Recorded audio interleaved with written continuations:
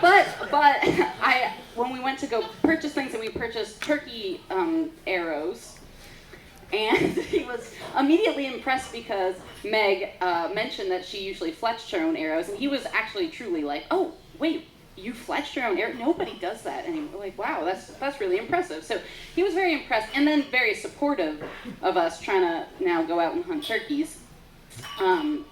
So once we decided that that's what we were doing, we had other people who were maybe slightly less supportive or more some particular men who would tell us, oh, that's really hard. It's hard to hunt turkeys with bows. Do you know it's hard? Did you know that it's actually very hard to hunt turkeys with bows? And we're like, yeah, no, but like, we're gonna kill these turkeys with this bow. But we had a lot of really supportive people too. So I'm a scientist. I'm at UVM, and I actually do a lot of soil science on farms. So one of the farmers that I work with, I'm there almost every week taking soil samples. So we happened to be out there, and we're like, this looks like maybe good turkey hunting area, maybe. So we asked him, and he was so enthusiastic and so excited that he's like two relatively young women gonna shoot some turkeys on my land. And he was just so supportive, and he was like, you can have the run of the place. I'm not gonna let anybody else hunt on this land. You guys can come and try to shoot some turkeys. And we didn't actually find any turkeys on his land, but then we wound up driving around gas stations, asking random people at the gas station, like, hey, we're trying to hunt turkeys. And people were so supportive and so enthusiastic and being like, oh, just keep going down the road like 6, maybe 7 more miles, and then maybe on the left there's a sign, but don't actually turn that. Keep going. There's turkeys all over. You'll find them. You guys, we believe in you. So we, and to close the dark, this was earlier in the season when it was really warm. So, part of this scene that we're painting, as we're on our first couple turkey hunts, lying in the field with all of our snacks, we were like, we have to stay in place, I'm pretty sure. So we were like hanging out on a blanket, reading papers, scientific papers, while eating snacks, being like, yeah, we're like doing hunting right. We never saw any turkeys, but we were like, yeah, this is great. Why doesn't everybody go hunting? Along that, at that same time, we hear a gunshot at one of these times when we're hanging out. Hear a gunshot. This guy comes out of the woods, and we kind of like give each other the nod, like, yeah, we're hunting too, yes. And at that time, as we left, we saw one lone turkey fly across. We were driving away. It was like flying across. We're like, a turkey! I think is that a turkey? Yeah, that's definitely a turkey. We're gonna do this. Oh, so then, we found a family of turkeys. Or they found us, we're not sure. Maybe our perseverance was paying off. And we were patient. We wanted to get to know them a little. I had a little turkey collar. It wasn't really working. Apparently that's a spring thing, we were told.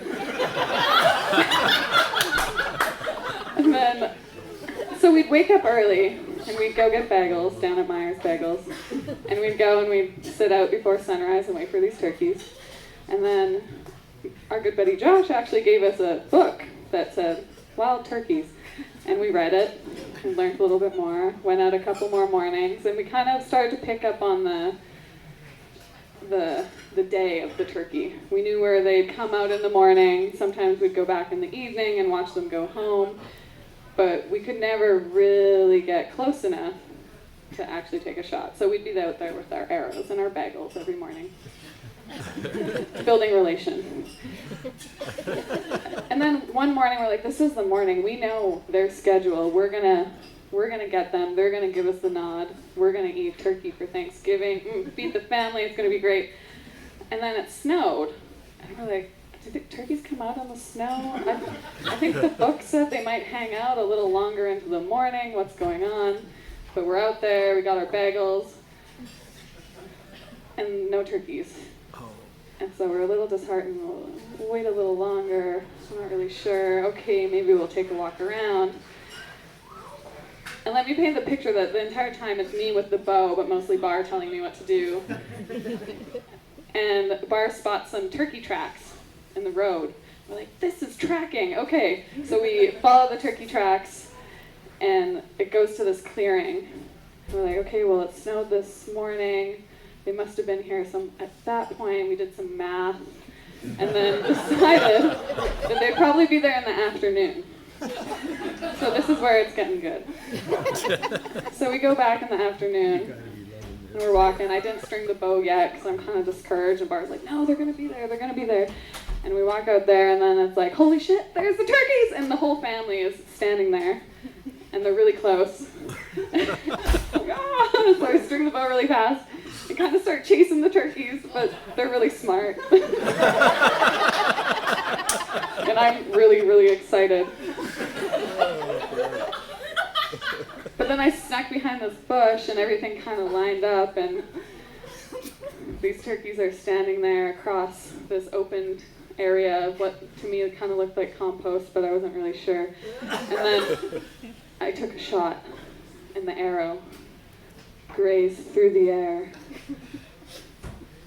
and it almost connected. And it ruffled some tail feathers, and the turkeys kind of popped up, and were like, oh, hi, how are you doing? And ran a few steps, and me being excited, and seeing my arrow and thinking, I'm going to grab that arrow and take another shot. I took a huge leap forward. And let me remind you, I am a city woman. I've not been around farms often, and it was a manure pit. So there I am, in a bunch of poo, yelling over at Bar, saying, Bar, is this poo? And Bar, spending lots of time on farms, is going, yes? Are you kidding? So this was just to round out this story. So that was really right almost at the end of turkey season, so we only had one day left, and we knew we'd scared them. It was doubtful, but the next day was actually truly the last day of turkey hunting season. So we're like, we're gonna go out the entire day, and we're gonna sit there, and like this is a great, bookend to like that first time when we were like hanging out reading in the field, like mostly topless. Initially when we were like, we're doing hunting right, we're reading. So last day of turkey season, we're like in like 7 layers. We just sat out there all day, but we knew we'd scared them. We'd sent them off their pattern that we'd gotten to know over the intervening weeks, and so. But we were really determined to at least stick it out the entire day, and we did. And we saw no turkeys, and we saw no signs, and we saw nothing at all, but we stayed the entire day, freezing, of the last day of turkey season. And then, right at the very end, the last hour, really, and in fact, we had many conversations where we're like, we could just leave, like, nobody cares. But we're like, no, it's the last day. What if something changes? So we were there, and I heard this sound, and I was like, what? I think that's a turkey. Like, over all this time, maybe I've gotten to know what turkeys sound like. It just sounded like this little, this one lone noise. And so I motioned to Meg. I was like, I think that's a turkey. And we poked our heads up, and sure enough, it was one, not the whole family, but one lone turkey just standing kind of far away in the field. And we just had this moment of like looking at it, and it noticed us immediately, because I stood up like, I think that's a turkey. So we're staring at each other, and it like quickly, ran back into the woods. But it was just this moment right at the end where we were like, yeah, that's right. And in the spring, we're totally going turkey hunting again.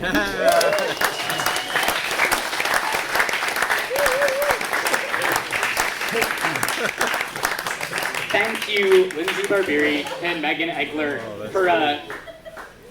for really owning the sharp learning curve story with